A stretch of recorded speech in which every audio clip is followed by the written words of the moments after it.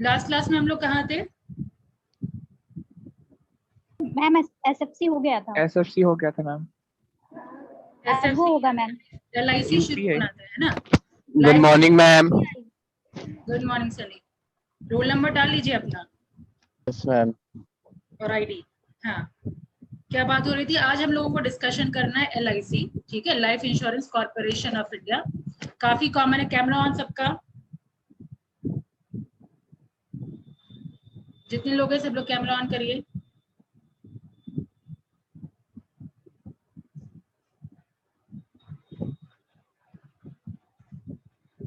रुचि,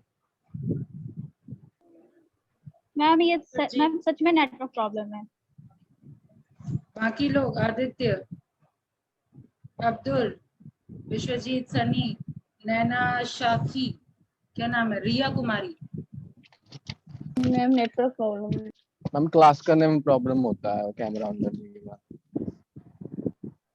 ऐसा पॉइंट रखिए जो कुछ बोला ही ना जाए सके आगे। खैर सुनिए, आंसर मिलना चाहिए। कैमरा ऑफ रख रहे हैं, रखिए, लेकिन आंसर नहीं मिलेगा तो एब्सेंट मार्क, ठीक है? Yes ma'am. लेकिन उन्हीं को जिनको नेटवर्क प्रॉब्लम है, अगर जेन्युइनली फोकस चाह रहे हैं तो कैमरा ऑन रखिए। 1-to-1 इंटरेक्शन हो पाता है तो और बेहतर समझा पाती हूँ मैं, ठीक है? तो आइए बात करते हैं life insurance corporation of India की। तो देखिए, हम लोग अभी फिलहाल जानते हैं एलआईसी को, लेकिन पहले क्या थी? ये नेशनलाइज नहीं थी। अभी ना ये पब्लिक सेक्टर है, लेकिन पहले ये प्राइवेट सेक्टर थी। इसका नेशनलाइजेशन लगभग 1956 में हुआ था, ठीक है? तो नाम ही बता रहा है लाइफ इंश्योरेंस। तो लाइफ इंश्योरेंस का क्या मकसद है? पहले कोई आइडिया आपको लाइफ इंश्योरेंस के बारे में? पहले यस सुने मैम। क्या है ये? मैम वो मैम जैसे कि मेरा लाइफ इंश्योरेंस नहीं, मेरा नहीं, जैसे किसी का लाइफ इंश्योरेंस हुआ है ना मैम, उसके डेथ होने पे ना उसको वहां से पैसा मिलता है। थॉट ये रहता है। पहले वही हुआ करता था कि सिर्फ डेथ होने पे ही पैसा मिलता था। तब देखिए बहुत लोगों के दिमाग में ये चलना शुरू हो गया, जब डेथ होगा तब ना पैसा होगा। जब तक हम जिंदा हैं तब तक तो चलाए, पहले उस वक्त भी तो जरूरत होता है, पढ़ाई होती है, शादी होती है ना? बच्चों के शादी की मैं बात कर रही हूँ, जिम्मेदारी होती है उस वक्त। क्या तो उसके बाद फिर इस चीज को, मतलब इस चीज के साथ फिर दूसरा प्लान लाया गया एलआईसी में। पहले था टर्म इंश्योरेंस, पहले भी था, अभी भी है टर्म इंश्योरेंस। टर्म इंश्योरेंस सिर्फ डेथ पे मिलता है, ठीक है? उसके बाद आया इसके improved version endowment plan. Endowment plan में क्या होता है? दोनों मिल जाता है। अगर मान लीजिए 10 साल का हम लोगों ने करवाया, तो 10 साल से पहले अगर डेथ हुआ तो चलो डेथ के टाइम में मिल जाएगा। लेकिन अगर डेथ नहीं होता है तो 10 साल पूरा होने पे मैच्योरिटी में जो लमसम अमाउंट आपका बनता है वो मिल जाता है, ठीक है? फिर मनी बैक प्लान आया, ठीक है? फिर वन टाइम इन्वेस्टमेंट आया, मतलब जैसा फिर देख, अब बोला जाता था कि इसमें उस इन्वेस्टमेंट में रिटर्न ज्यादा नहीं है, तो उसका इम्प्रूव्ड वर्जन यूलिप आया, यूनिट लिंक इंश्योरेंस प्लान, ठीक है? तो इंश्योरेंस में भी बहुत सारा इम्प्रूव्ड वर्जन आना शुरू हो गया। और लाइफ इंश्योरेंस एनी हाउ बहुत ही इंपॉर्टेंट है, ठीक है? बहुत लोगों में बहुत जगह अवेयरनेस नहीं है, उन लोगों को लगता है लाइफ मैम इंश्योरेंस। आवाज नहीं आ रहा है आपका। अभी ठीक है? Yes ma'am. अभी बताइए, अभी स्टेबल है? Yes ma'am. ठीक है, तो वही कहाँ तक सुने आप लोग? लास्ट लाइन बताइए। मैम वो जो सेकंड वर्जन आया है ना, वहां तक मैम। सेकंड वर्जन आया मतलब क्या? कौन सा वर्जन? एक टर्म लोन के बाद मैम। मैंने बताया था, हाँ, पहले था सिर्फ डेथ पे पेमेंट मिलता था, जो आपका इन्वेस्टमेंट है वो मिलता था। लेकिन उसके बाद उसका इम्प्रूव्ड वर्जन आया इंडोमेंट प्लान, जिसमें आइदर मैच्योरिटी और death, which ever is earlier, आपको मिल जाता था, ठीक है? ऐसा ये नहीं है कि हाँ डेथ होने पे ही मिलेगा। मैच्योरिटी पहले हुआ तो मैच्योरिटी मतलब 10 साल जैसे पूरा हो गया। मैच्योरिटी किसको कहते हैं? 10 साल के लिए कोई इन्वेस्टमेंट हमने किया, 10 ईयर्स हमारा पूरा हो गया, 10 ईयर्स के बाद जो अमाउंट मिलता है उसको हम लोग मैच्योरिटी अमाउंट कहते हैं, ठीक है? आई समझ में? और आईडी मैम ये इंडोमेंट प्लान में ये होता है ना कि अगर हम कोई सा भी प्लान लिए, जैसे एजुकेशन प्लान लिए, तो अगर वो 10 साल तक मेरा चलेगा तो यानी कि पर मंथ अप्रोक्स उसका एक अमाउंट फिक्स रहता है जो कि कस्टमर को उस एलआईसी एजेंट को देना पड़ता है। जैसे कि मेरा अभी है तो मेरे को 6600 पर मंथ के हिसाब से मेरे को पेमेंट करना पड़ता है वो एलआईसी एजेंट को। तभी वो आफ्टर 10 ईयर्स में, यानी मैम 10 ईयर्स के बाद भी वो वापस मिल सकता है। अगर हम चाहें तो बीच में भी हम उस प्लान को ब्रेक करवा के वहां से पैसा ले सकते हैं, जितना मेरा वो मैंने पेमेंट किया है। अगर आप ब्रेक करते हैं ना तो फिर कुछ पेनल्टी भी लगता है। हर इंटरेस्ट इन्वेस्टमेंट जोड़ के नहीं मिलता है, ना ब्रेक तो होता है थोड़ा तो। बहुत पैसा कटता ही कटता है। खैर हम लोग अभी प्लान के बारे में हम लोग को ज्यादा नहीं समझना है, हम लोग को LIC के बारे में समझना है कि वो करती क्या है। तो बेसिकली इंश्योरेंस प्लान है और इसके अलावा और बेनिफिट एड ऑन होता चला गया। ठीक है, पहले सिर्फ इंश्योरेंस था, टर्म इंश्योरेंस, फिर एड ऑन हुआ इंडोमेंट, फिर एड ऑन हुआ कि भाई रिटर्न कम होता है तो जिसको रिटर्न ज्यादा चाहिए वो मार्केट में इन्वेस्ट करिए, यूलिप प्लान आ गया। ठीक है, Yes, यूलिप एक शॉर्ट फॉर्म है, फुल फॉर्म होता है यूनिट लिंक इंश्योरेंस प्लान। ठीक है, ये यूलिप, Yes, ma'am. ये इसका शॉर्ट फॉर्म है और फुल फॉर्म मैंने आपको बताया। और क्या करती है LIC? IDBI में भी हम लोगों ने डिस्कशन किया था, तो IDBI एक सब्सिडियरी हो गया। और भी बहुत सब्सिडियरी है, जैसे आपका LIC का पेंशन फंड भी आता है, LIC का आपका म्यूचुअल फंड आता है, वो सब मैं लिखवाऊंगी। ये बस आप ब्रीफ एक आइडिया ले लीजिए कि LIC क्या क्या करती है। मैम ठीक है? IFCI के एसोसिएशन में LIC हाउसिंग फाइनेंस लिमिटेड आपने लिखवाया था। हाँ, वो खैर उसमें है, लेकिन बेसिकली अभी बैंकिंग सेक्टर में LIC कैसे काम कर रही है, तो IDBI के थ्रू काम कर रही है। ठीक है, और फिलहाल अभी डिसइन्वेस्टमेंट वाला न्यूज है, लेकिन अभी क्या अमाउंट है वो सारा कुछ फिक्स नहीं है। ठीक है, आगे देखते हैं क्या होगा। तो आप लोग टॉपिक दीजिए LIC, life insurance corporation. Ma'am, हाँ, हम लोग वो भी पढ़ेंगे ना, यूनिट ट्रस्ट ऑफ इंडिया, हाँ UTI। UTI भी करना है। हाँ, हाँ, ठीक है, LIC GIC कर लीजिए, उसके बाद unit trust of India UTI भी कर लिया जाएगा। चलिए, सबसे पहला लिखिए, सबसे फर्स्ट पॉइंट कि 19th of January 1956, 19th of January 1956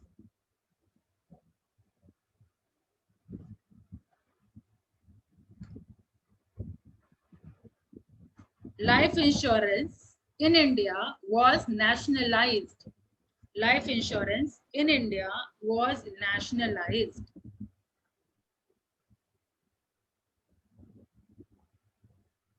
Next point, about 154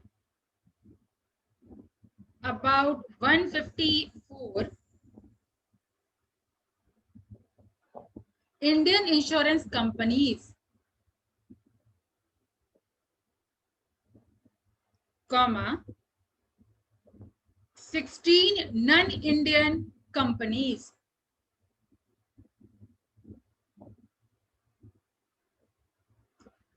and 75 provident were 75 provident were operating in, and ma'am क्या? and 75 provident, PROVIDENT, provident यानी other insurance company, 75 provident were operating in India at the time of nationalization.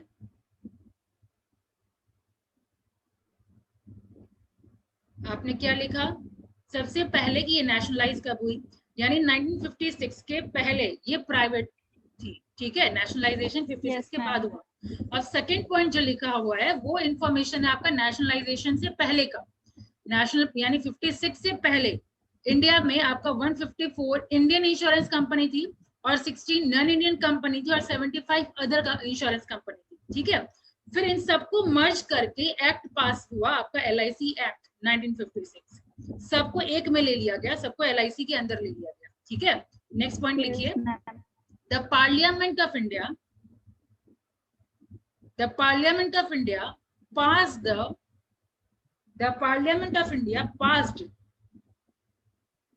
the Life Insurance Corporation Act. The Life Insurance Corporation Act on the 19th of June, 1956.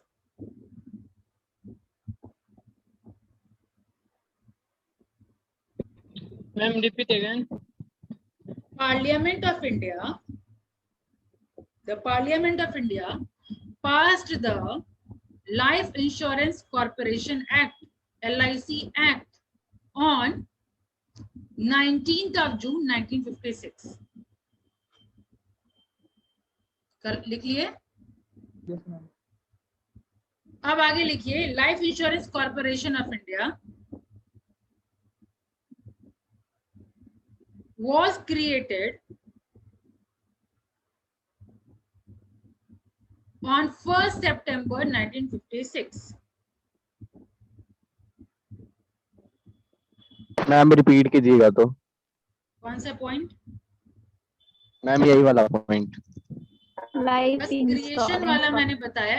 Act पास हुआ जून में और आपका creation हुआ 1 सितंबर वही same year 1956। ठीक है, LIC was created on 1 September 1956। तो year में तो कहीं कोई कंफ्यूजन है नहीं, ईयर तो सेम है 1956, बट ये जो आपका मंथ है वो चेंज हो गया। एक्ट पास होने का है जून में, 19 जून, और आपका जो क्रिएशन है वो 1 सितंबर है। ठीक है, ये था आपका हिस्ट्री ऑफ LIC। डन, ये था आपका हिस्ट्री ऑफ LIC कि कैसे फॉर्मेशन हुआ, कैसे नेशनलाइज हुआ, कब क्रिएटेड हुआ। अब बात करेंगे अबाउट, जिसमें अबाउट LIC की अगर मैं बात करूं तो ईयर ऑफ, उसमें से एक पॉइंट तो क्लियर है, ईयर ऑफ एस्टेब्लिशमेंट। ठीक है, अब किस टाइप का है ये भी क्लियर है, किस टाइप का ये है कंपनी, ये इंश्योरेंस, लाइफ इंश्योरेंस। ठीक है, फिर इसका हेडक्वार्टर अगर मैं बात करूं तो हेडक्वार्टर मुंबई, ये ऐड करिए। मुंबई। हाँ, मुंबई।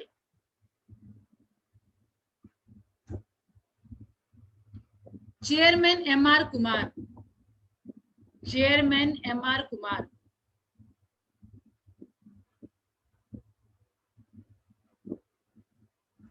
हेडक्वार्टर क्या? क्या क्या रजनीश? हेडक्वार्टर मुंबई है। आवाज नहीं आ रही है, क्या बोल रहे हैं?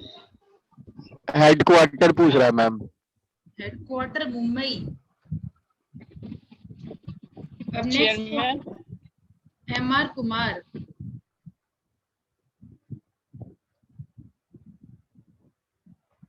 डन। यस चलिए अब आगे बढ़िए। LIC has, next bullet point, LIC has 2048 2048 fully computerized branch offices, fully computerized branch offices। Regulatory body सब याद है या भूल गए? लाइफ इंश्योरेंस की रेगुलेटरी बॉडी मतलब मैम लाइफ इंश्योरेंस की रेगुलेटरी बॉडी, सारा कुछ मैंने क्लास में डिस्कशन किया था कंपनीज वाले चैप्टर में। IRDA। IRDA, very good. और बैंक का होता है RBI। Very good. और कैपिटल मार्केट भी बताया था, 3 बताया था मैंने। मैम सिर्फ 2 ही बताया था। कैपिटल सेबी। मार्केट का SEBI, security exchange board of India. की रेगुलेटरी बॉडी सेबी, इंश्योरेंस की IRDA और बैंक की RBI, ये 3 रेगुलेटरी बॉडी हम लोगों ने क्लास में डिस्कशन किया था। भूल गए? सिर्फ दुर्गेश को याद है। और IRDA कंपनी में ना गजनी हो रहे हैं धीरे धीरे आपके तरफ। नहीं मैम, कई बार डिस्कशन हुआ, छोड़िए ना आप वो पर्टिकुलर चैप्टर क्या, कई बार डिस्कशन हुआ मैक्सिमम चैप्टर में। तो एलिमेंट ऑफ कंपनी लॉ आपका है एक चैप्टर अलग, फिर फॉर्मेशन ऑफ कंपनी अलग। मेरे ख्याल से आप दोनों चैप्टर में डिस्कशन हुआ होगा रेगुलेटरी बॉडी के बारे में। IRDA का फुल फॉर्म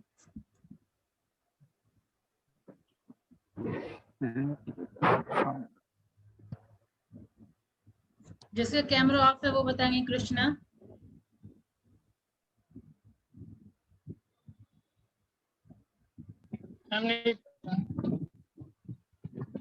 क्या चीज? नहीं पता। मैं बोलूं? मैं बताऊं। बोलिए। मैं बोलूं? Industrial development bank of India. Industrial development bank of India. Ruchi बताइए। मैम IRDA का ना? हाँ हाँ, insurance regulatory and development authority. बाहर कहाँ चला गया था सनी? इंश्योरेंस रेगुलेटरी आईडीबीआई समझा, नेटवर्क प्रॉब्लम की वजह से लगता है। अरे बढ़िया बहाना नेटवर्क प्रॉब्लम का, लेकिन खैर अब सुन लिए, insurance regulatory development authority of India. तो अगर याद रखने का कैपेसिटी नहीं है तो ये भी आप ऐड कर लीजिए, it is regulated by IRDA। मुझे लगा कि ये सब पता है आपको, क्लास में ऑलरेडी डिस्कशन हो चुका है। और आपको पता है कि अगर ये रेगुलेटरी बॉडी है कि यहाँ जो भी एजेंट होंगे बिना लाइसेंस के कोई एजेंट नहीं बन सकते। ये सारा रूल पास किया गया ताकि जो भी इन्वेस्टर है उनका पैसा सेफ रहे। ठीक है, हर एजेंट को एग्जाम पास करना होता है IRDA का, उसके बाद वो एजेंट बनते हैं और लाइसेंस एजेंट होते हैं। ठीक है, तो ये सारा बेसिक इंफॉर्मेशन था। अब आगे बढ़िए, आपका कंप्यूटराइज ब्रांच ऑफिस हो गया। अब आगे लिखिए 113 divisional officers, 113 divisional officers.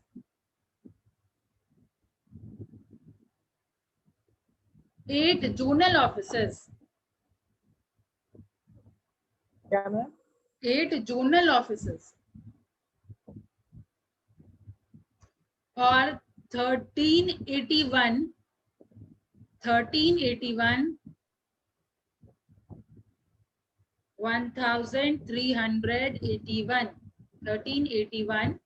satellite offices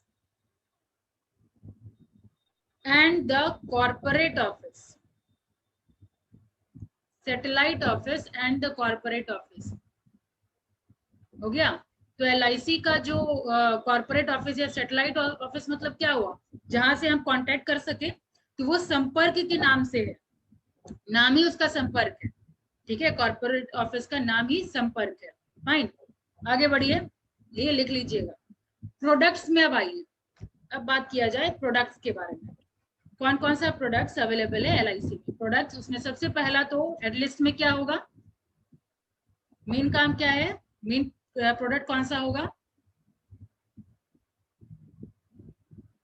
providing insurance, life insurance. सबसे पहला product life insurance. Second health insurance.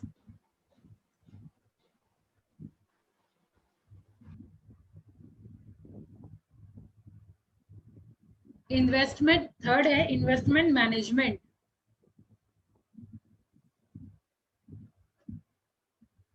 Next is banking, IDBI के थ्रू बैंकिंग कर रही है, बैंकिंग। मैम थर्ड क्या बोले? Investment management.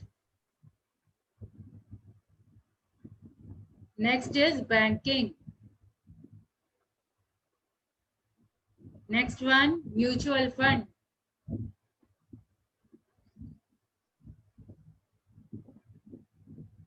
ठीक है, डन। अब आगे लिखिए, म्यूचुअल फंड क्या होता है पता है ना? बाकी सारा टर्म तो चलिए पता ही होगा, लाइफ इंश्योरेंस पता है, एक्सक्यूज मी मैम। हाँ रिया। मैम इन्वेस्टमेंट मैनेजमेंट के बाद क्या बोली थे? बैंकिंग। हाँ मैम, उसके बाद म्यूचुअल फंड ना? Mutual fund. Thank you ma'am. Mutual fund सुने हैं? क्या होता है म्यूचुअल फंड? Yes ma'am. क्या होता है?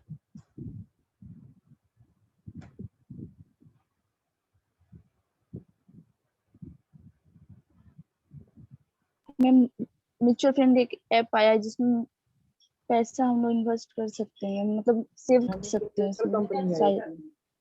एक प्रोडक्ट है जिसमें पैसा इन्वेस्ट कर सकते हैं, लेकिन हम लोग कैसे डिफाइन करेंगे? शेयर में और म्यूचुअल फंड में क्या डिफरेंस है, कोई आइडिया?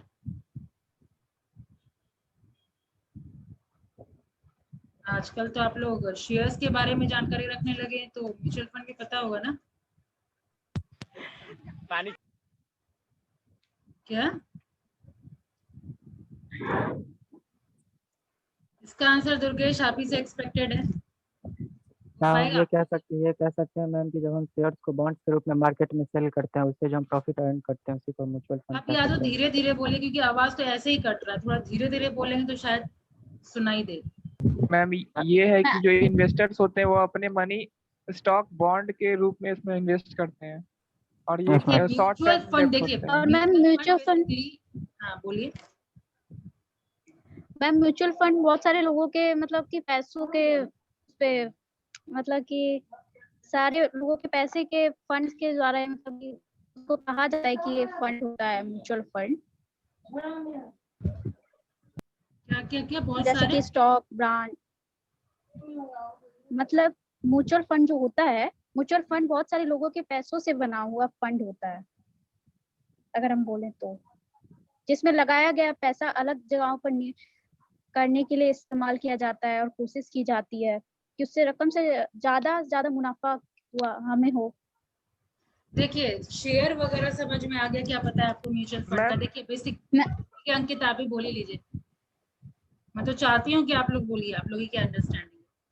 मैम म्यूचुअल फंड एक करी होता है जिसके द्वारा जो जो जो भी पर्सन वो उसमें इन्वेस्ट करते हैं कंपनी में, म्यूचुअल फंड सिर्फ एक उसको लिंक करता है।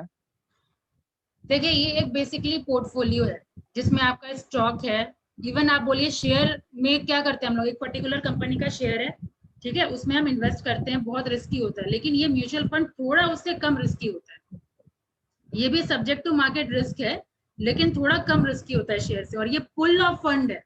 जैसे मान लीजिए आप रिलायंस का शेयर लिए तो रिलायंस ऊपर हुआ नीचे हुआ उसके हिसाब से ये ऊपर नीचे मतलब उस कंपनी पे डिपेंड करता है, ठीक है। लेकिन म्यूचुअल फंड क्या होता है, थोड़ा बहुत सब उसका फंड जो है ना, थोड़ा थोड़ा पैसा हर जगह, थोड़ा इक्विटी में, थोड़ा डेट में, इन सब जगह इन्वेस्ट करता है तो बैलेंस हो पाता है, ठीक है। तो basically it is a pool of fund, ठीक है, उसको हम लोग कहते हैं म्यूचुअल फंड। हालांकि हाँ इन्वेस्टमेंट किया जाता है, ये भी ये लाइन भी आपका सही था, लेकिन म्यूचुअल फंड का बेसिक डेफिनेशन ये होता है कि हाँ इन्वेस्ट करते हैं, लेकिन डिफरेंस क्या होता है शेयर और इसमें, शेयर के कंपैरिजन ये थोड़ा कम रिस्की होता है, ठीक है।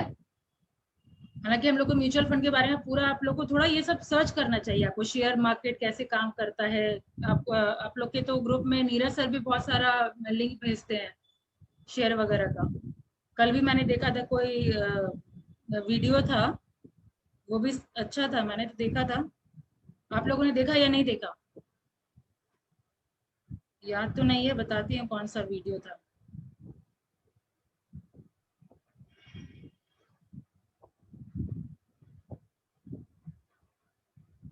सर जस्ट स्टॉक मार्केट का बेसिक वगैरह बताया जा रहा था।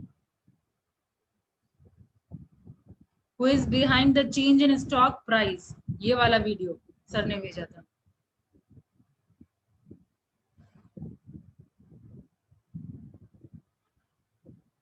देखें या नहीं देखें, क्या भेजे आपके ग्रुप में? नहीं अगर भेजे मैं दोबारा भेज देती हूँ, इसका थोड़ा गो थ्रू करिएगा। 445 ये सब इसी से थोड़ा एक्स्ट्रा नॉलेज हो पाता है। ये क्या भेजे तो हैं आपके ग्रुप में नीरज सर, खैर फिर भी मैंने रिपीट करके भेज दिया है एक बार, ये सारा न्यूज देखा करिए, ठीक है, थोड़ा मार्केट का नॉलेज होगा। आगे बढ़ते हैं हम लोग, मिल गया ना सबको?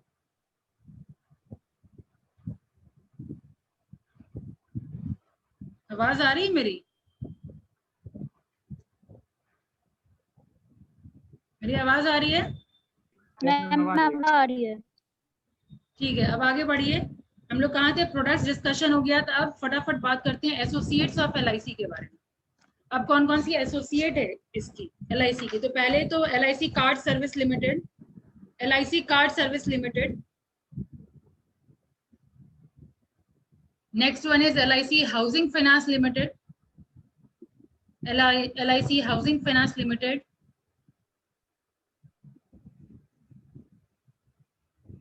फिर next one is LIC HFL care home limited, LIC HFL care home limited,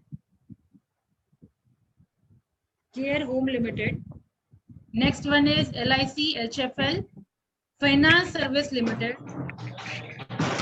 excuse me, हाँ बोलिए, मैम LIC कार्ड एसोसिएटेड के बाद क्या बोले? फिर से रिपीट कर रही हूँ। सबसे पहला मैंने कहा LIC card service limited, first one. Second one है LIC housing finance limited, third one is LIC HFL care home limited, ठीक है। उसके बाद है LIC HFL financial service limited. यहां तक हो गया? Yes ma'am. अब आगे लिखिए next, LICHFL fund trustee company private limited. ठीक है, फिर LIC, नेक्स्ट वन है LICHFL asset management company, asset management company limited. Then next one है LIC mutual fund trustee limited, LIC mutual fund trustee limited. और last है LIC pension fund limited, LIC pension fund limited.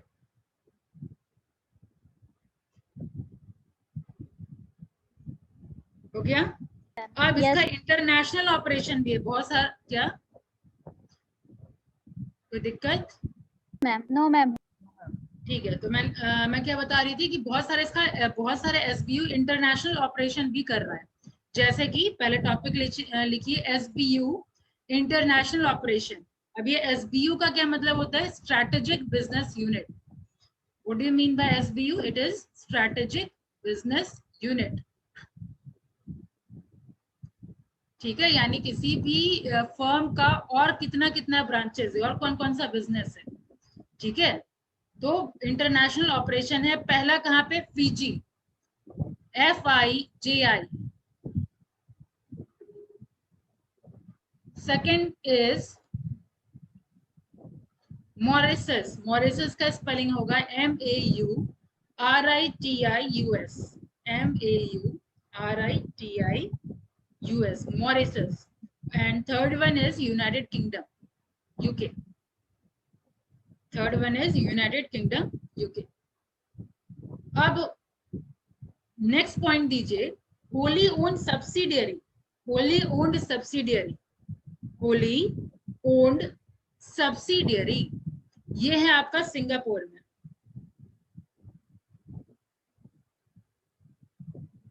Next is joint venture company, joint venture आपका है Bahrain में, Bahrain, BAHRAIN, Bahrain. Joint venture क्या होता है पता है?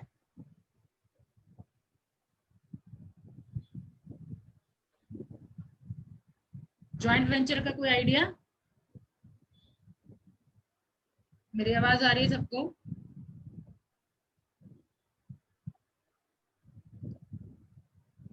यस और नो में जवाब दीजिए। ज्वाइंट वेंचर क्या होता है? क्या क्या अंकित?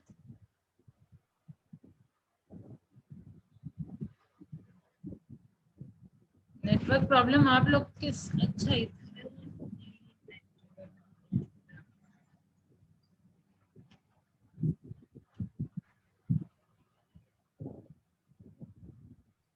मेरी आवाज आ रही है?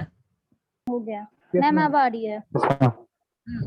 मेरा क्वेश्चन था, आपको ज्वाइंट वेंचर के बारे में कुछ आइडिया है? अगर दो कंपनी आपस में तो उसको क्या कहते हैं? हाँ, दो कंपनी आपस में या तो कॉन्ट्रैक्चुअल बेसिस पे या तो सर्टेन एग्रीमेंट की बेसिस पे मिलती है किसी पर्टिकुलर ऑब्जेक्टिव के लिए। वो ऑब्जेक्टिव पूरा हो गया फिर वापस अपना अपना इंडिपेंडेंट कंपनी। ठीक है, तो इसके ज्वाइंट वेंचर एक बहरीन में है, BAHRAIN, बहरीन, और दूसरा बांग्लादेश, दूसरा बांग्लादेश। तो ये मैम ये ज्वाइंट वेंचर कंपनी कुछ ओकेजनल पार्टनरशिप टाइप नहीं हो गया कि जब कंपनी का डेवलपमेंट हो जाता है तो फिर वो अपने कंपनी को छोड़ देते हैं? हाँ, बेसिकली मोटिव होता है इसमें प्रॉफिट शेयरिंग का। आपका आवाज तो समझ में नहीं आया।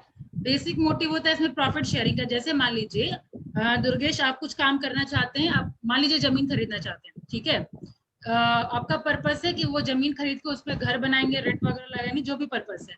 अब मान लीजिए 1 लाख का जमीन है, ठीक है, और आपके पास है 50,000।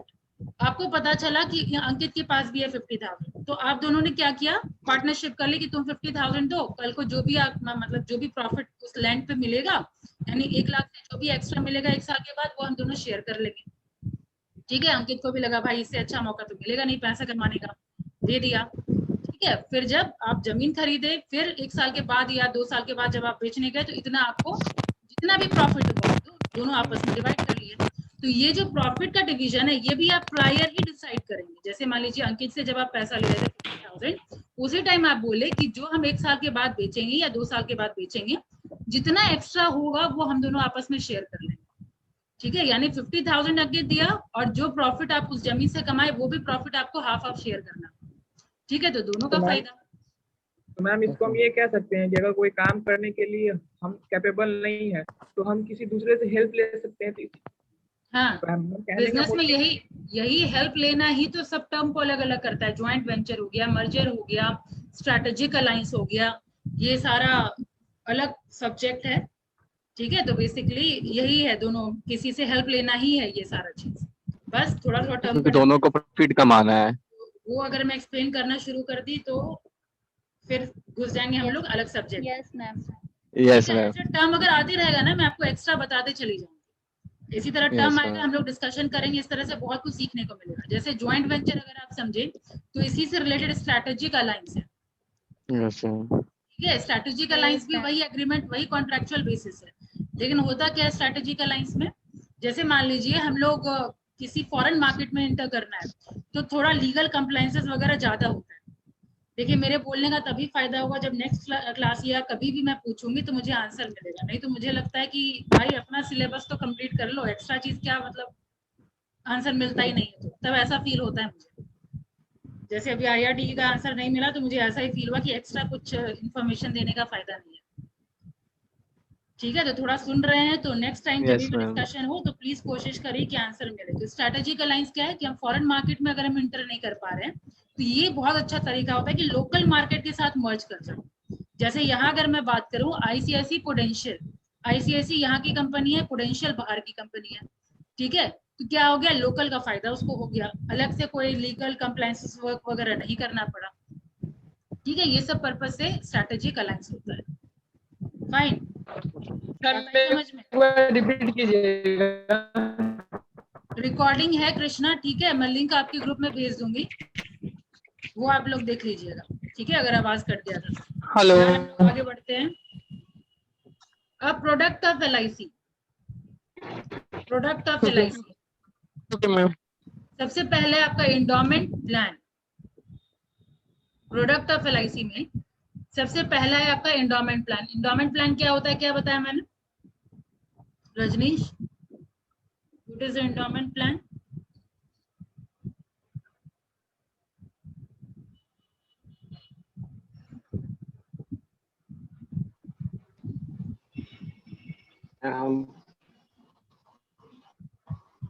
इंडोमेंट प्लान मतलब कि कोई प्लान हो जाएगा तो उसके करना। क्या करना?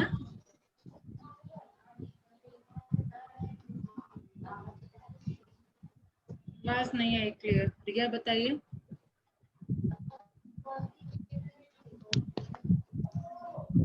जैसे मैम मरने के बाद उसको मतलब मिलेगा इन्वॉल्वमेंट जो मनी है मैम वो तो टर्म लोन का होता है ना शायद।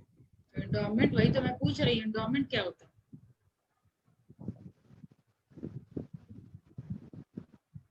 मैम इसको जीवन बीमा भी बोल सकते हैं शायद। सुनते हैं आप लोग, कभी कभी सही में लगता है कि मैं अपना एनर्जी वेस्ट करती हूँ एक्सप्लेनेशन वाला पार्ट करने में। एंडोमेंट मैंने बताया कि या तो मैच्योरिटी या death, which ever is earlier, जो पहले होगा आपको पेमेंट मिल जाएगा। टर्म था कि सिर्फ डेथ के बाद। एंडोमेंट थोड़ा इसका इम्प्रूव वर्जन कि मैच्योरिटी में भी पैसा मिलेगा। ऐसा नहीं कि डेथ होगा तो ही मिलेगा। जैसे 10 साल के लिए मैंने एग्जांपल दिया था, इंश्योरेंस किया है मैंने, तो 10 साल पूरा होगा तो वो पैसा मिल जाएगा। चलिए, एंडोमेंट प्लान कुछ फेमस 3-4 इंश्योरेंस प्लान लिख लीजिए। एंडोमेंट प्लान LIC का सबसे पहला है जीवन प्रगति। जीवन प्रगति का भी फेमस है, जीवन प्रगति। फिर जीवन लाभ, Next one is new endowment plan.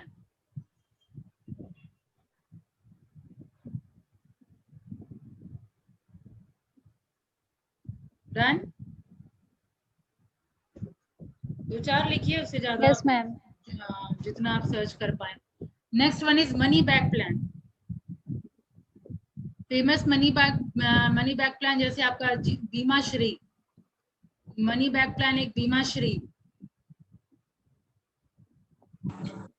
फिर न्यू बीमा बचत, न्यू बीमा बचत, न्यू बीमा बचत। फिर new children's money back plan,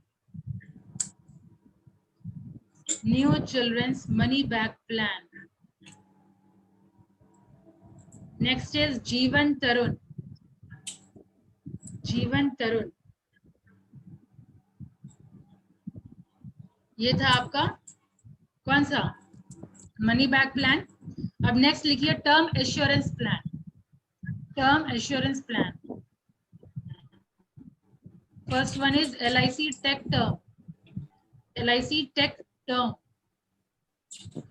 आवाज आ रही है ना सबको? यस मैम, आ रही है। Yes ma'am. LIC tech term. Next one is Jeevan Amar, जीवन अमर।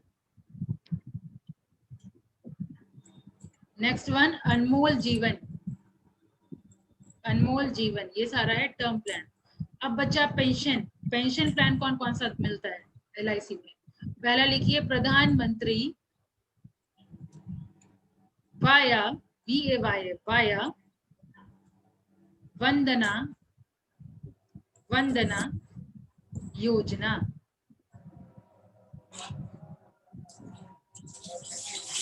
नेक्स्ट वन इज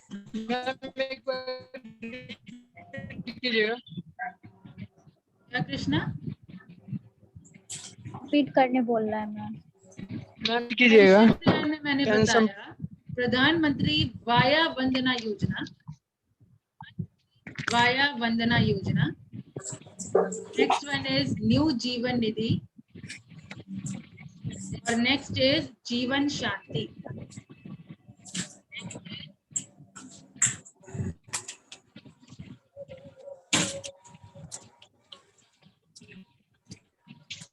तो ये था आप लोगों का LIC। अब बच रहा है आपका GIC और UTI करना तो वैसे था पहले ही LIC के, लेकिन मुझे लगा Yes, आपको ma'am. हो चुका है। लेकिन अब LIC जब शुरू कर चुके हैं हम लोग, तो LIC के बाद GIC ही होगा, फिर UTI होगा। ठीक है, तो नेक्स्ट क्लास में हम लोग Yes, GIC ma'am. कवर कर लेंगे, फिर UTI याद दिला दीजिएगा, UTI कवर कर लेंगे। ठीक है। Yes ma'am.